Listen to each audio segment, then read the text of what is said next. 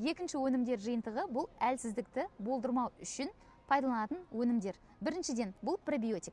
Пробиотик барлық өнімдер жиынтығында ораза айы бойы ішілетін өнім. Себебі ішек қарынның, асқазанның мүлтіксіз жұмыс істеуі бұл бірден бір денсаулықтың кепілі.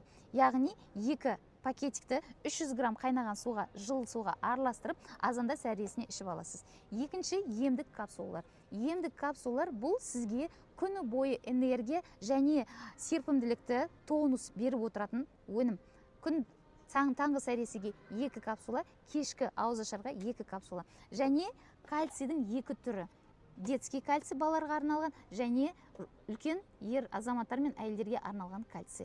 Бір пакетигін кальций, екінші пакетигі балаларға арналған кальций.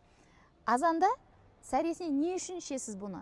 Себебі сіз күні бойы әлсіздікті сезінбеу үшін. Ал кешке таман су ішіп болғаннан кейін бұл кальцийді не үшін ішесіз? Себебі асқазанның жұмысы баяулайды 19:00-ден кейін. Сол кезінде бүйрекке, бауырға, бүкіл ағзамызға көмек керек болады. Осы белсенділікті, ағзалардың белсенділігін нығайту үшін осы 2 кальций сол қызметті атқарады.